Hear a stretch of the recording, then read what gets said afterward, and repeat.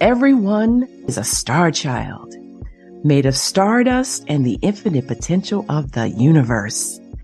This extraordinary fearless something in each of us clamors for freedom from the bonds of fear, conformity, and an ordinary life. Welcome to Dr. Durr's Living in the Sweet Spot, where practical tools and solutions from the intersection of mind-body medicine, science, and spiritual well-being awaken and empower you to live out your infinite potential, to live life in the sweet spot.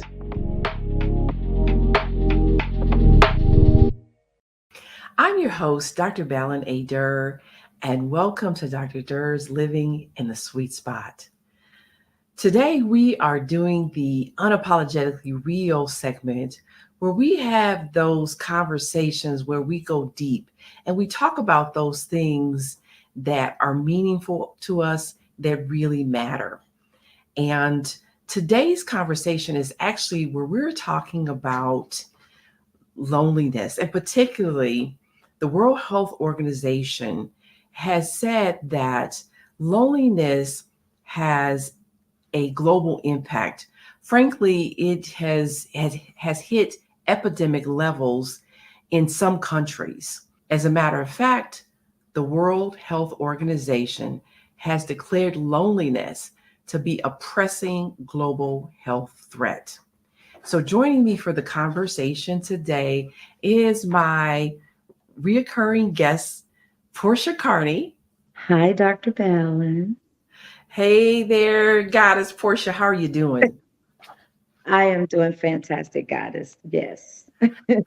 So of course, I'm glad that you're here. And, these are these conversations where you and I, we just basically take the conversations that we, have in all camera, our girl talks. Yes.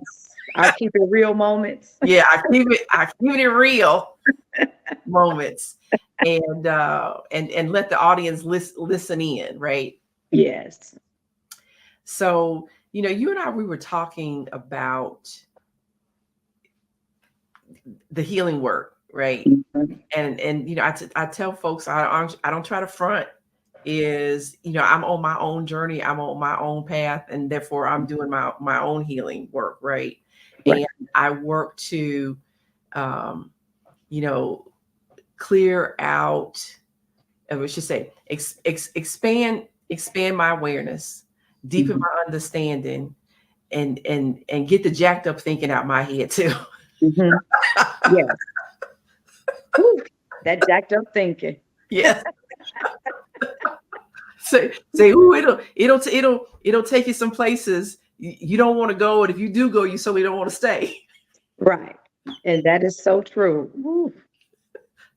So yeah. Healing, not healed. What? I said that's the healing and not healed. Part of the healing journey. Okay.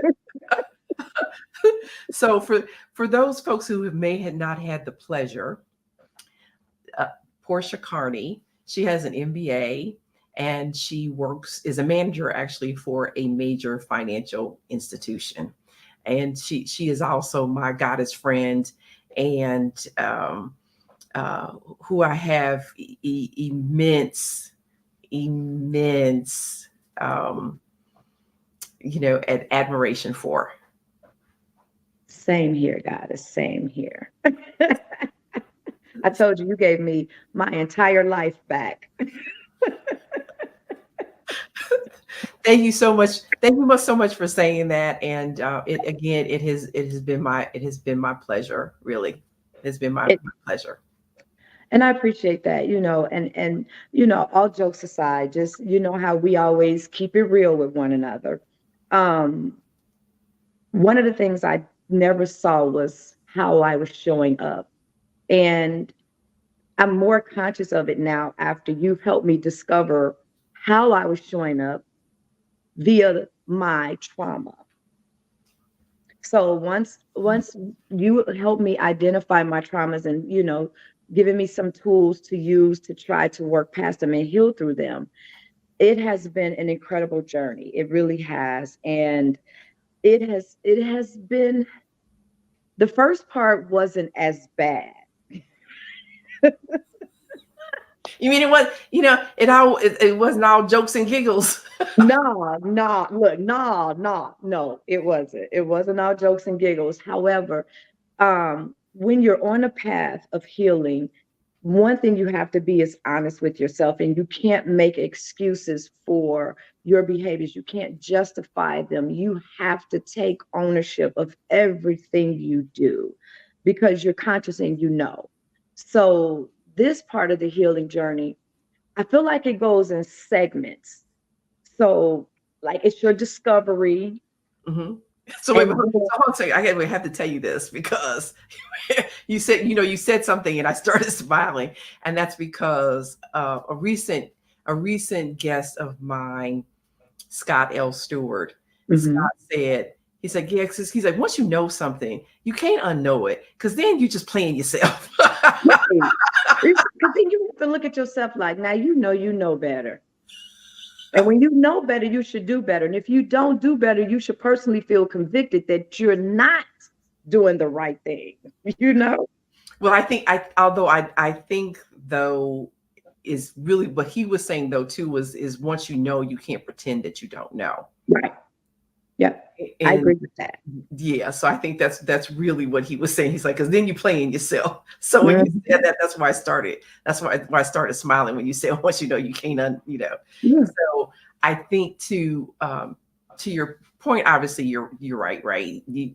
It's but I also think that part of what makes the healing difficult, is frankly the fact that is of course we got the blueprint. Many years ago I used to call it the tape.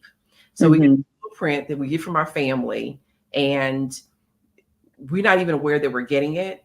So I think we just should be compassionate and be patient with ourselves about that, as we work through the healing journey, right? Yes. Yeah. That's true. You do. Uh you have to give yourself grace. However, see, for me, I say give myself grace, but then to me, in my brain, that translates into, okay, well, I'm giving myself an excuse, to act that way. I don't know how to accept the grace as I go through my healing journey because in my mind, I know what the problem is. Let me fix it right here, right now. Because if I go back to repeating those behaviors, then I'm using grace as an excuse to repeat the behavior when I need to know how to give grace. So telling me to give grace is still the same as calling me a victim. you know, like I couldn't, that's what it translates to me. But I'm getting better at understanding that things do take time, healing takes time. And I thought, the first part, you're great with it. You're like, yes, I'm in this. I'm so excited about healing until you start hitting those segments. It's easy to heal Hmm. when you are not in the face of all of your triggers or your reminders. Girl, You it think is you so easy. healing. It is so easy to be spiritual when you by yourself. That part. So, like any reminders or triggers I had that stem from work, that was easy for me to deal with because I have to go to work. So I have to make this happen. There's no two ways about it. And I have to be there every day. So having that reminder every day made it easier for me to deal with it because it was something I could say, you already know what this is. So don't think about it anymore. But as it pertains to relationships now, my sisterhoods are fine. That's the one area I say you pick great female friends. Like I love my sisterhoods, hence Dr. Goddess. However, when it comes to the other species, hmm, Wait a minute. Wait a minute. They're not a different species. yeah, They when it different comes to the gender. males, when it comes to the male friends and things of that nature, Uh-huh. yeah, that's where I struggle. So through my healing Say women. journey, Say women are from Venus, men are from Mars. yeah. Or Yeah, you know some what? men are from Venus too, however. And I think some of us are from Mars as well. I think I have a little Mars in me at times too, but Absolutely. through the healing journey, you're so busy protecting your peace. Hmm. Well, that's what I was doing because that's what I needed, that I didn't guard my heart. And that was something I recently discovered. So, that's interesting because one of the things is, and I want to make sure that we um, in terms of just the connection, because of course, I know we actually both wanted to talk about too about how in the process of doing the healing Mhm. that then the loneliness and the isolation shows up, and Mhm.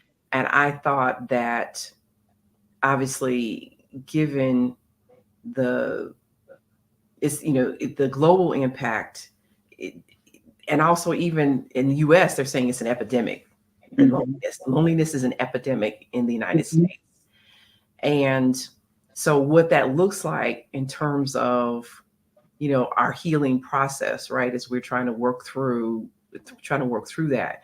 So when you were saying that about not guarding your heart because you're trying to maintain your peace, can you tell me some more about that? So part of the healing journey, when you're trying to heal, sometimes you have to remove people out of your way, out of your life, because they are part of the traumatic piece of your healing journey. So as a result of that, Hmm. for me, I kind of removed quite a few people out of my life, which was fine because those particular people needed to go. But I focused more on, okay, well, I don't want to be around this group of people or these people because of XYZ. And, because they're full of drama or whatever. However, um, what I didn't do was realize that the more I stayed away, the more I became lonely. But the loneliness wasn't for my friendships, it was for companionship. And the loneliness is what I allowed to kind of fade my discernment. It kind of got in the way of my discernment, if that makes sense. Hmm. Hmm. So I couldn't balance protecting my peace Wait, and wait, wait, wait. protecting my Wait, hold heart. on. See no evil. Right. You hear it, but you're acting like you don't see it. So a person's telling you who they are, but you Hmm. want to see them for who you want them to be. Uh-huh. So yes, I'm protecting my peace because this person was very peaceful. We laughed every day. We had a great time. However, when I had to end the connection because of a couple of scenarios that took place that reminded me of my trauma, and I reacted and realizing that this is a place I need to continue to heal. Hmm. More loneliness set in, and my heart felt like it was broken when it really isn't broken. It's just back in the garage to be repaired again. But it was the loneliness Hmm. that led me, that I allowed myself to be in that situation when I know I wasn't completely healed in the first place. So yeah, so I think from a really a place of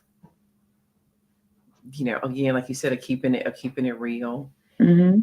The matter is, um, everybody that I know of has gone Mhm. through bouts of loneliness.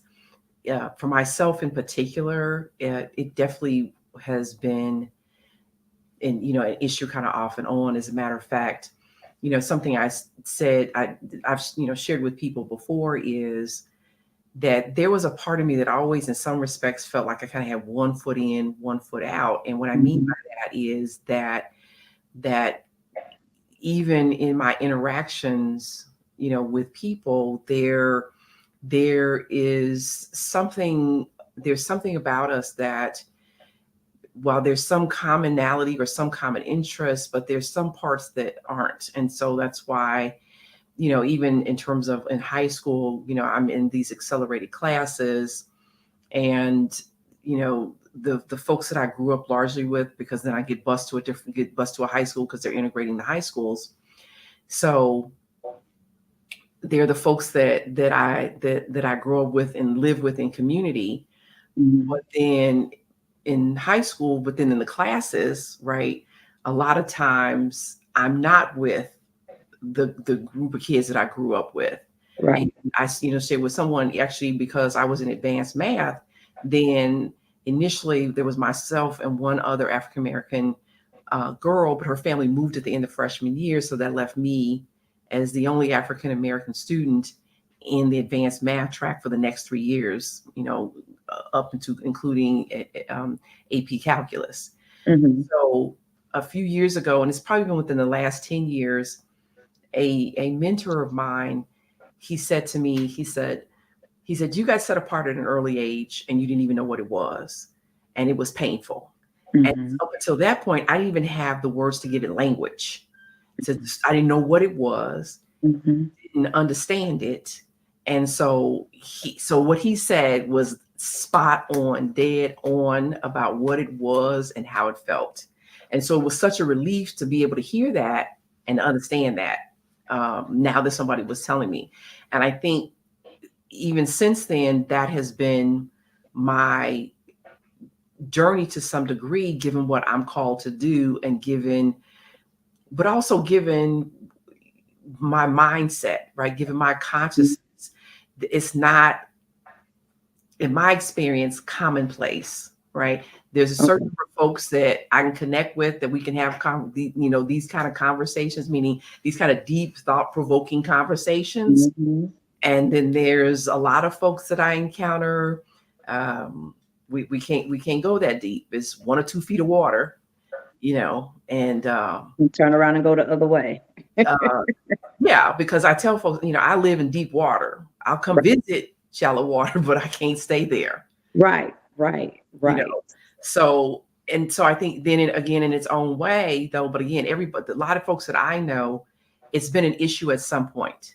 Yeah. Right? The isolation, the loneliness, and that definitely has been the issue for me. I think a lot of the time. And so, the reason why the loneliness really matters is because, the studies have shown, and even the U.S. Surgeon General last year, put out a report, just talking about how concerned he was about the issue of loneliness, because obviously it clearly has an impact upon our mental health, depression, anxiety, sometimes even suicide. But there's also the impact upon our physical health, which is, cardiovascular disease, heart attacks, strokes, dementia, and actually even premature death.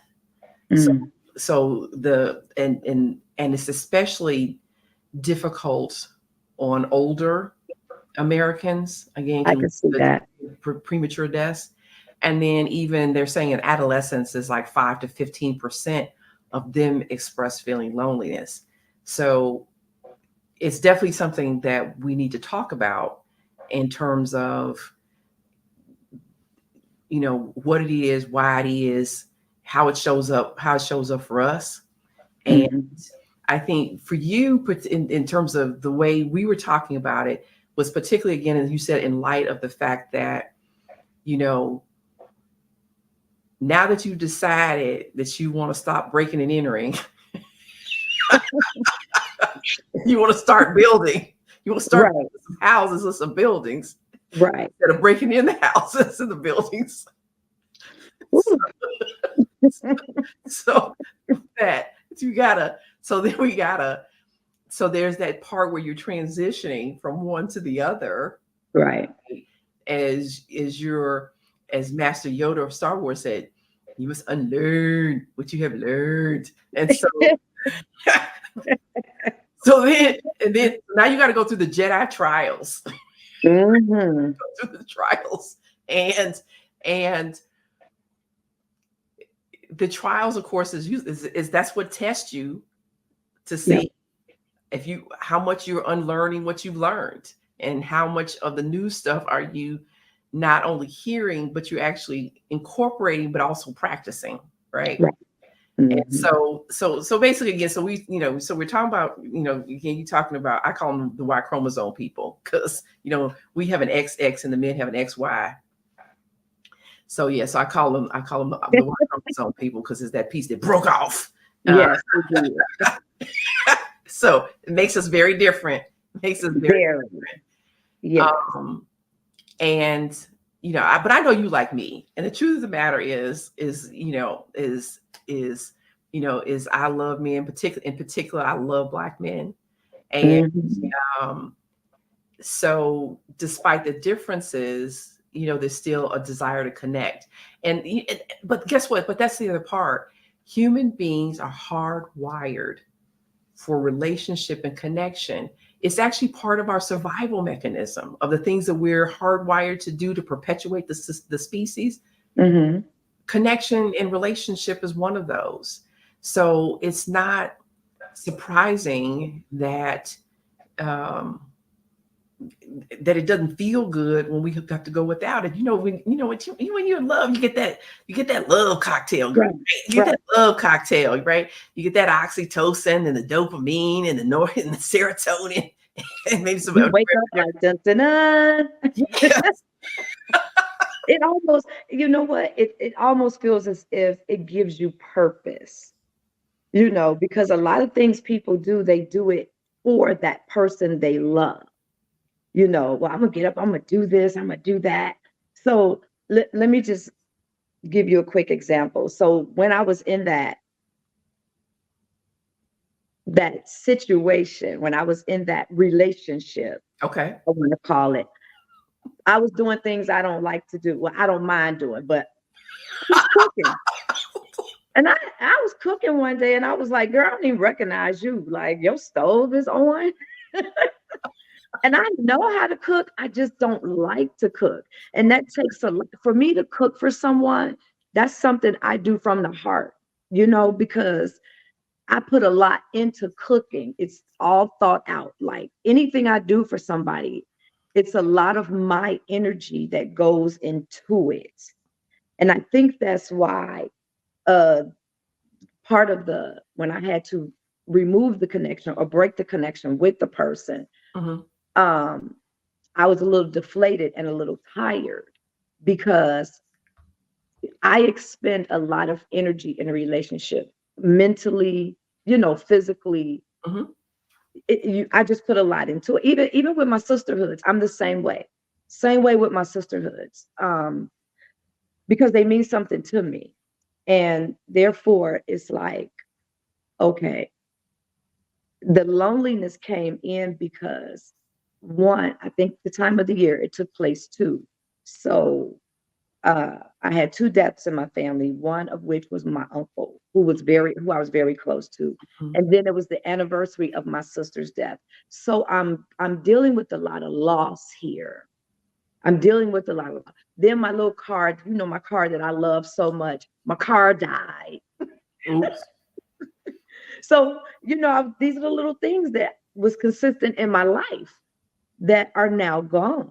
Hmm. And I was like, oh my God, like, and then this person is here and everything was great because this person responded. He responded to my emotional needs at the time. Yeah. And then when these activities or these behaviors he performed took place, and I said, wait, I have to cut this off because I was responding to that. And I didn't want to respond to that. I didn't like the way I was responding. So that's when I realized these are the areas that you need more help, that you need to more or less heal in. You need more time to heal in these areas because you are going back to what you know and how you used to react. And that is not what you want to do. So I personally had to just remove the connection because I don't want to be that person. I don't want to be the person who I was. The point of me now is to unlearn, and I'm continuously reminding myself through those behaviors of what I know, and that's what I don't want to know. I want to forget those things. So I had to You take want a to stop step, breaking and entering? breaking and entering. I want to clear my record. I tried to get that part expunged off of my relationship record now. Oh, Lord. No more of that. Now we have to do things the right way in a more peaceful manner.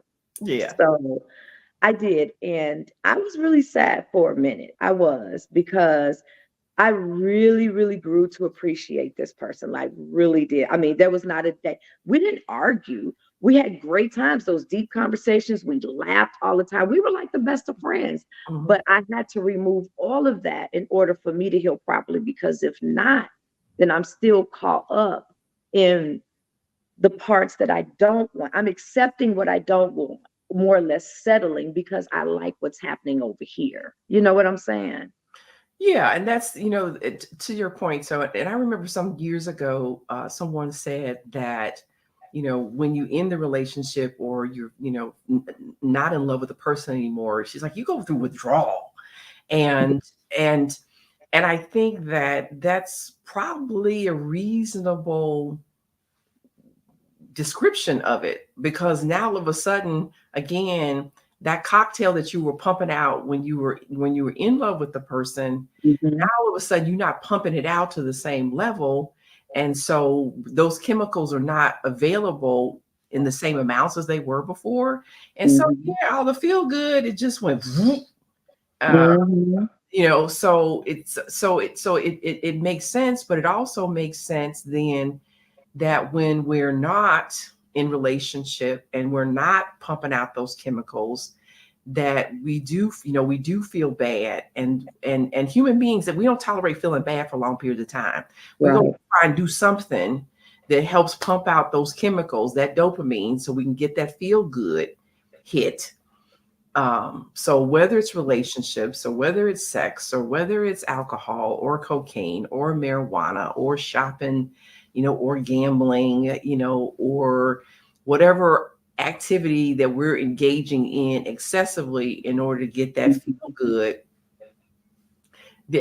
we usually do something. And so I think that it's it's um it's as you were talking about, it's really important to be aware of that, so that when we get in that space, Yes. because again, there are times when I struggle with loneliness also, Mhm. is that, so we're not uh, saying, here comes Pookie, here comes Right. Juba, here comes Bob, here comes whomever, and we go, okay, these are my standards. However, I'm feeling so lonely, or I'm feeling so desperate, or I'm feeling so, what I really want is never going to show up, that Right. I'm going to settle for what has shown up, even though it's not a good fit, and frankly sometimes it's a poor fit.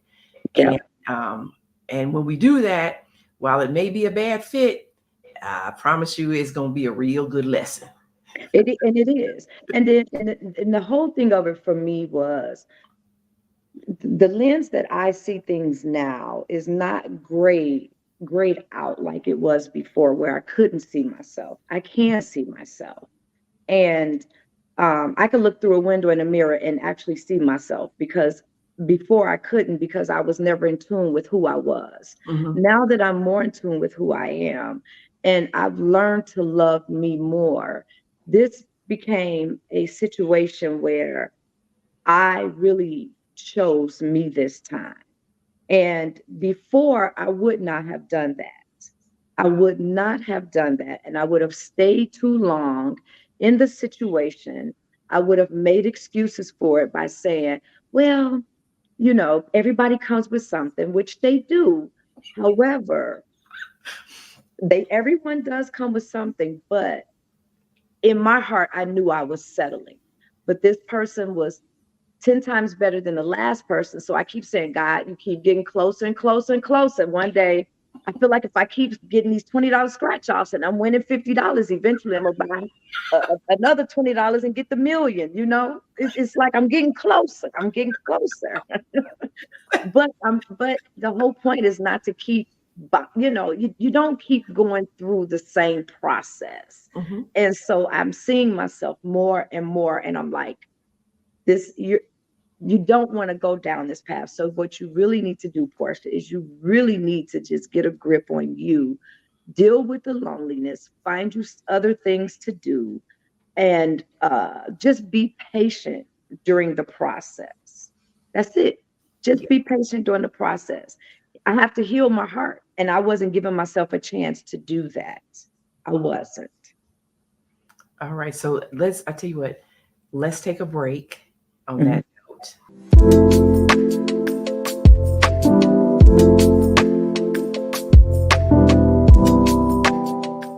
Heaven abounds in you, enlightens, uplifts, inspires, and invites you to live a life that's engaged, joyous, and limitless, the sweet spot of life. Take this journey in oneness. We are and have all that God, the infinite creative source of the universe, is. You are infinite potentiality, and the kingdom of heaven is within you. Heaven abounds in you.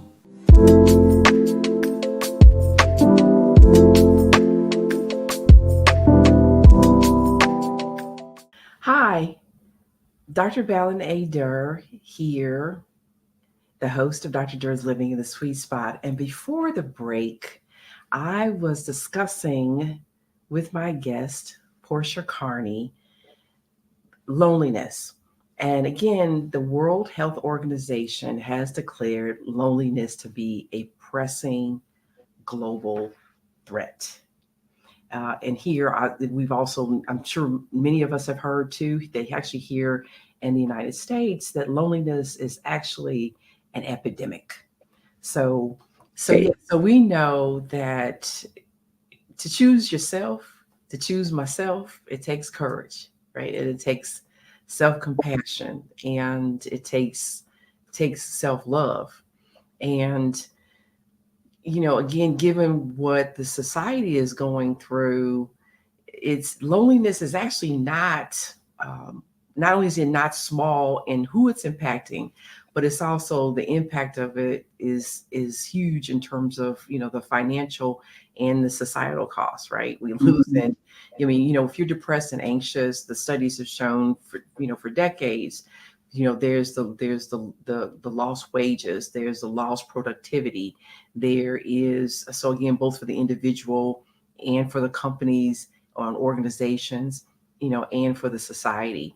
Now there's an increase, on the high end of things in terms of there's a 50% increased risk of Mhm. dementia for older folks when they're isolated and alone. So, so what are some of those things that have actually contributed to loneliness? And this was going on actually even before the pandemic, which of course has just made it Right. worse. So one, the society has undergone a whole lot of change. Two, people are very mobile. Three, then there's the our devices and social media, and those kind of changes in behavior. They can be unsettling. They can be frightening. They can be, and just and so then how do we readjust to that, right? The way Mhm. that we were and the way that we're interacting with each other has also changed in terms of we're not necessarily in the same physical space, and a lot is lost from that, right? Yeah. As great as this is, to see you on camera, guys, the fact of the matter is, and you and I have such a relationship and a rapport and a connection that it kind of compensates for this, but it's still different than when you and I are together and we're in the same Right. room vabbing off of each other, right? And Right. there's the eye contact, and there's ooh, girl, what you wearing? And I said, I got on the paparazzi jewelry today, and you got on the paparazzi jewelry today. So, we go to the whole girl thing, and see, Right. I see you over here in those, in those, when it's, those boots or those shoes or Or whatever what outfit the do you have outfit on? is. Let me see. Oh, let me see. Oh, Yes. Again, you're doing it again. Yeah. Yeah. So there's that whole thing that takes place in our interactions with each other when we're in the same room Yeah. versus when we're on a device. And then sometimes other folks are not real good about, when they're together, Hmm. being with that person, right? People are on their phones or they're on their devices. So they're engaged with social media instead of engaging, with the person, people that they're with. And so I think that there's those aspects, but I think, and I'm just going to go there. I think that fundamentally, really the issue is how am I going to be connected to you and deeply to you when I'm chasing after you or chasing after whomever the you represents Hmm. to fulfill my needs, to love and value me. But the real issue is I'm disconnected from me. I'm not tuned into me. I'm not loving me. I'm not valuing me. So I'm really asking somebody to do for me what I'm not willing to do for myself. So again, I think the answer lies in I need to spend time connecting with me, saying, what do I think? How do I feel? What Hmm. do I want? And then going about figuring out not only the answers to those questions, but also the but then also actually taking action upon the solutions that I identify. So if I'm not, again, so I think that part is key, but I also think part of the frustration about being with myself Hmm. or that sense of being alone, Hmm. because again, you can be in a room full of people and still feel alone. So the issue is the lack of connection, right? Yeah. It's the lack of rapport. It's the lack of, you know, uh, a lack of relatability, Right. whomever I'm with.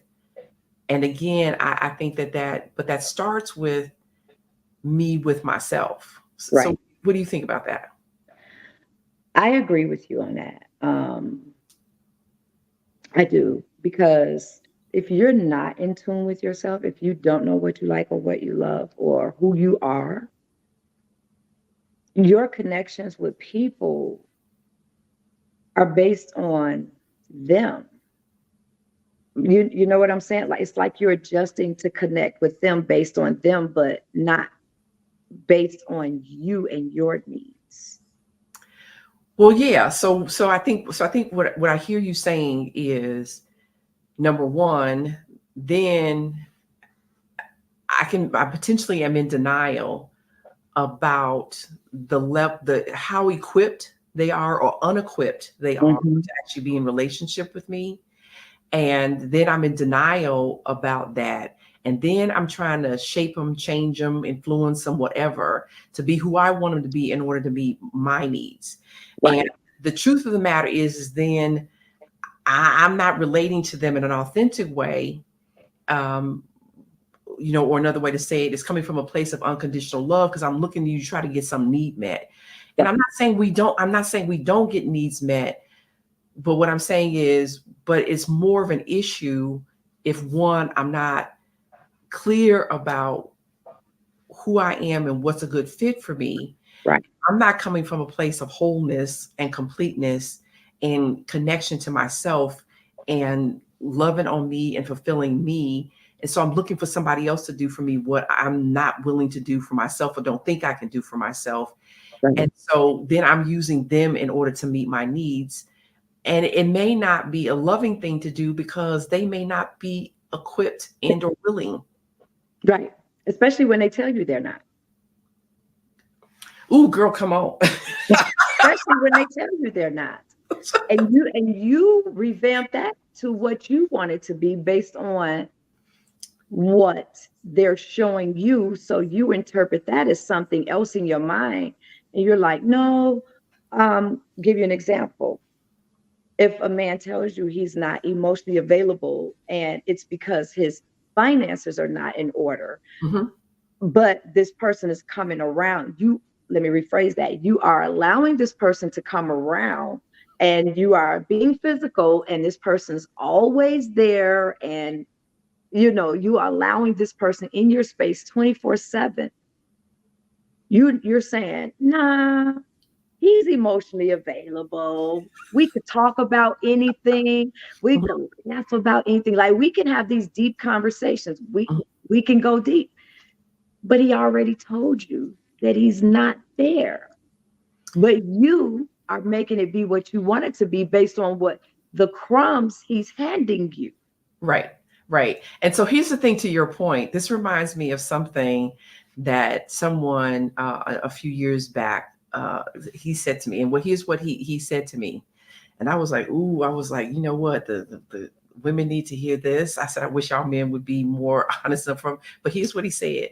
He said that that very same thing. If I tell a woman that I'm only available to you at up to a certain level, a certain point, that's what I mean. He said so, and he said, and here's the truth of the matter is, he said, I only know one speed. So when I make love to a woman, it's the same way whether I'm in love with her or not.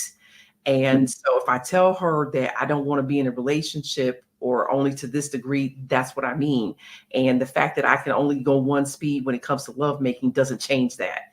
And I was like, That's it. or women need to, That's it right now. Because right, when that's the same as what was said to me. I'm the same in all relationships. And that was the phrase right there that said that part. mhm. Because You said that part. I'm not all of those women in your past. So how can you be the same with me? And why would I accept that when I'm not them? So that said to me was, I don't care what you guys require. I don't care what any woman requires. I'm going to be me in all of these relationships that I'm in. Right. And guess And what? They should be. So the right. issue is the issue, especially as you said, if they're being honest and telling you what it is, Mm-hmm. then we need to accept their truth Yep. and take action accordingly. And Yep. but I think the thing that, again, that to your point, that we get confused about the fact that their behavior can seem to indicate a level of interest that conflicts with what their words are saying. And Yep. so trying to tease that out can be challenging, right? The same way if somebody is saying I love you, but they're unavailable or they're Right. not available much. And what I say to people is really important to understand that love can be unconditional. I can love you for no reason, but relationship is absolutely conditional. Conditional. It's Conditional absolutely upon the fact that you treat me right. You- conditioned upon behavior, Yours. right? It's Yes. conditioned Yep. upon behavior. Yep. And that's what like-mindedness is we have the same values, we have the same standards, we want the same things, and we go in the same place. That's how you in relationship with people, right? Right. And I And and I that's why it's say, called a relationship, because we relate on this ship that we're traveling on to get to this journey that we both want, to this destination that we both want to be on. but the same destination. It's got to Yes, be the the same same destination, destination. right? The Yep. same destination. Yep.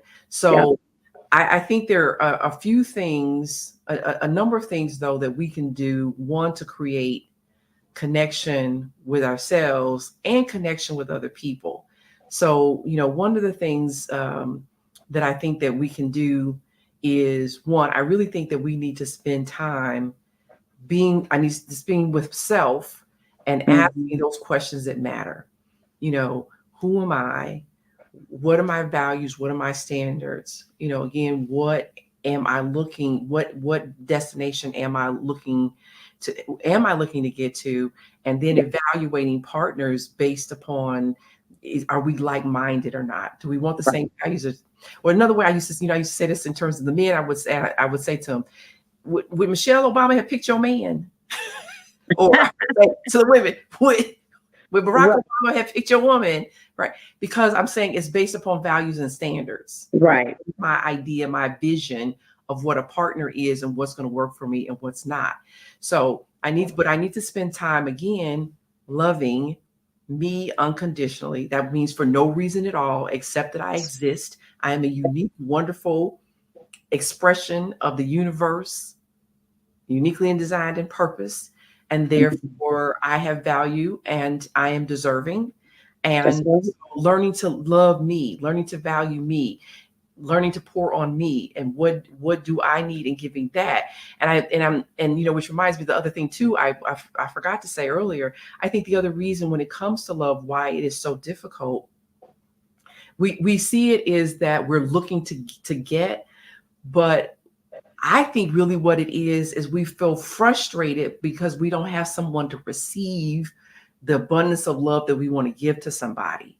And it's an amazing experience when you are able to give love to someone who then is receiving of it in that way and then gives it back to you.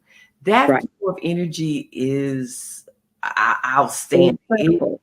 It is an experience unlike any other, right? Yes. And I So, feel like I've never experienced that love. I've never experienced true love. And I mean true love where it is equally reciprocated. I've never done that. I've never had the opportunity to experience that. And most importantly, it's not because others were incapable. It was because I wasn't loving myself.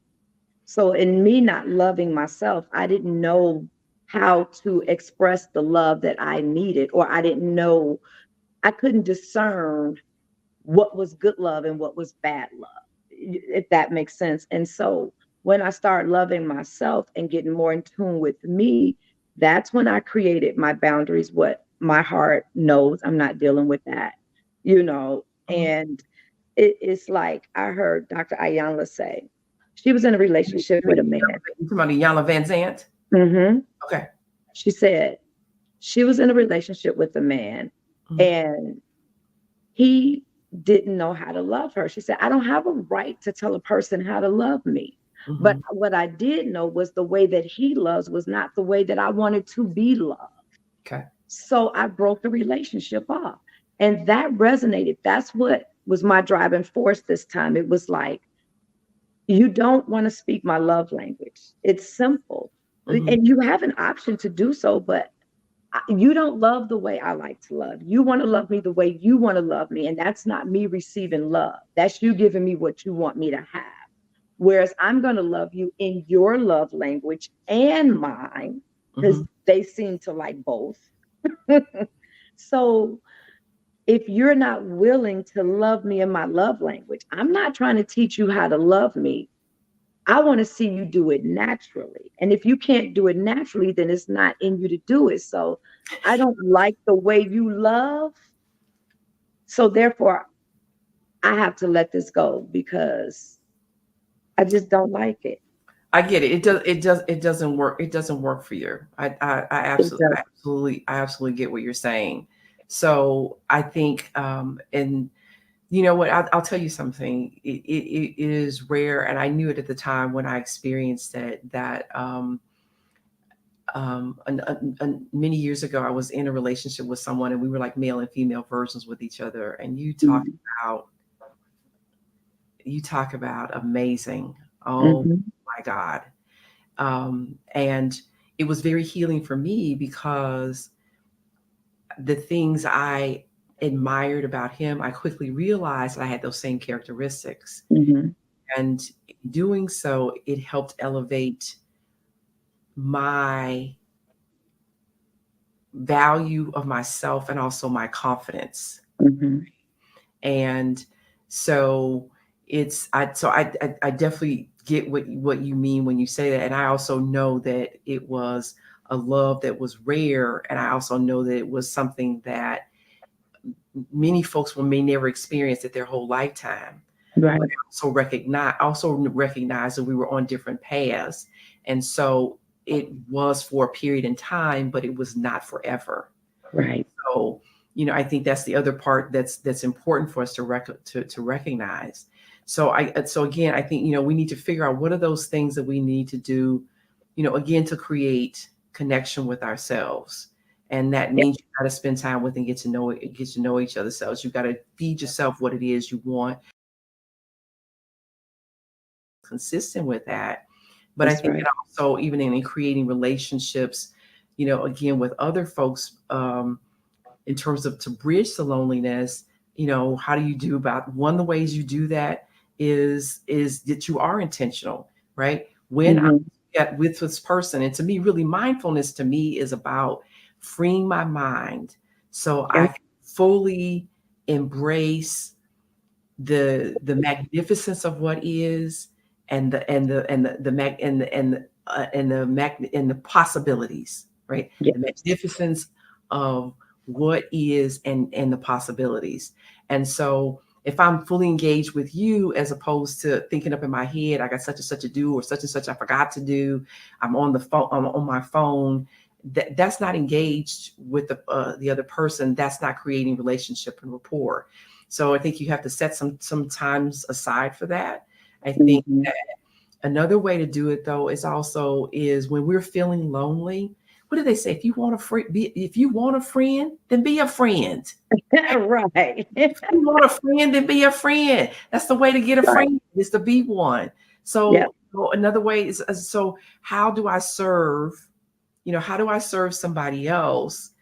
And in serving others, in that way, that Hmm. then I end up serving myself, because now I'm connecting, and I'm Right. creating relationship, and I'm creating rapport. You have any other thoughts about ways to go about doing that?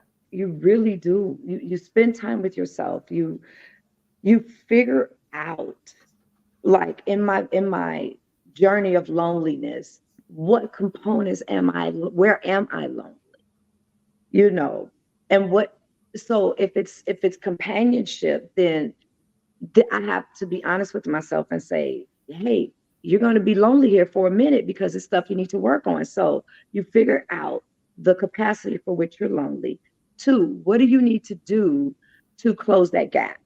So if it's continue to heal in spaces, continue to get to know yourself more, you have to be okay with spending that time. You have to be okay with going through the process of preparing yourself to come out of the period of loneliness, but into the right space, not the space that you choose out of loneliness and your space of desperation where you're right back where you started from again.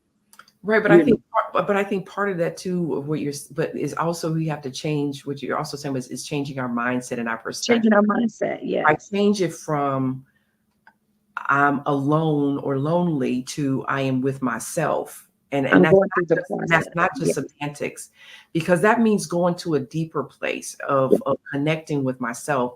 But it also means going to a deeper place of connection, from understanding that I'm composed of energy, so everybody else and everything else in the Mhm. universe is. Therefore, I'm connected to everything, and I'm never alone. Not Right. in its essence and its core. So I think we have to change that, to in terms of our way of thinking. But as you were also saying, then recognize that this process that I'm going through is necessary, It's and it's necessary. preparing me for what it is that I really want, right? Right. Because I can want to be a doctor, but it's not going to go too well if I haven't gone to medical school and done a residency and got a license and done all those things that Right. prepared me to be a quality doctor providing quality care, right? you know Yes. it's not going to go well for a patient if I haven't done the preparation.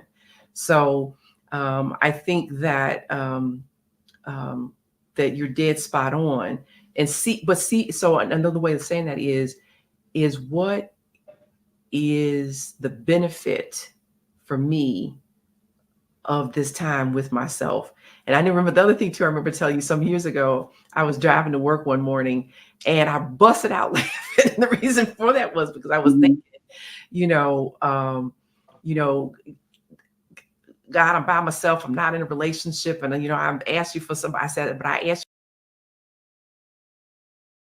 that I busted out laughing. The reason I busted out laughing was because I realized, oh, God had given me what I asked for, which was peace of mind. Yeah. It's just that, but it didn't look the way I wanted to look. What it was I didn't have some knucklehead bothering the hell out of me. So Right. Right.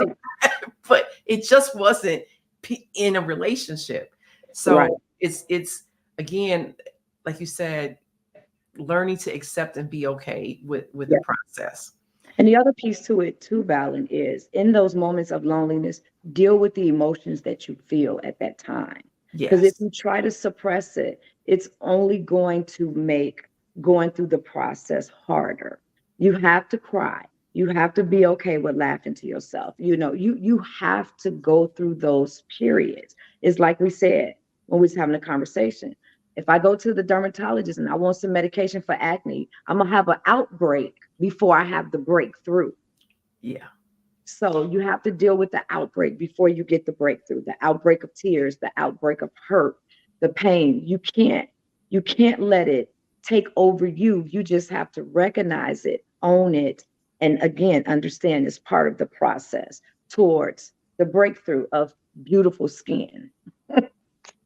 So that's the other piece too that's very important. Yeah. Your breakdown will lead you to your breakthrough. Yes. so so Miss Portia, just really quickly, how can people reach you? Whew. Mostly on Facebook. I'm a Facebooker, so my page is pour_peer. That's the one I operate off of. And is that where because I mentioned this earlier in our conversation, I'm wearing the paparazzi jewelry, you wearing the paparazzi jewelry because you're a paparazzi jewelry consultant. Is that how they also connect with you if they want to get some, because I'm telling y'all this, I have a number of her pieces, and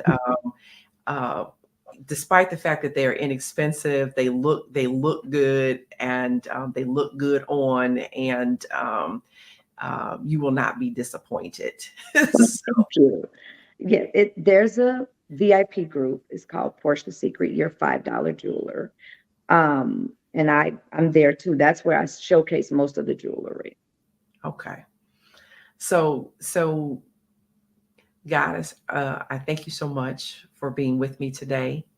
And of course, we gonna do this again. Absolutely. We're gonna be on the phone too, for probably tomorrow. So my girl, but I thank you most importantly because I could not have reached this second phase. So I appreciate you showing me how to go through this journey, giving me the tools to go through the journey, because you the best. You are. Well, say you are so welcome, and I didn't want you to have to keep using your money for bail money. Getting them records expunged. Yeah. So, and just for those folks, when I'm speaking metaphorically, y'all. Right. It's not true. I haven't been to jail yet, but I haven't been. I am going. Yeah, absolutely. Right. We just learning a different way. We're getting some new tools, and where you're learning to use the tools in a different way. And so I thank you for sharing the journey with me, and again, how you have contributed to my own growth and transformation. It's and just joy. It's an absolute joy with you. Same here with you. Yes. Thank you. Thank you. So again, I am Dr. Balanae Durr, awakening and empowering you to live out your infinite potential, to live life in a sweet spot. I'll see you next week.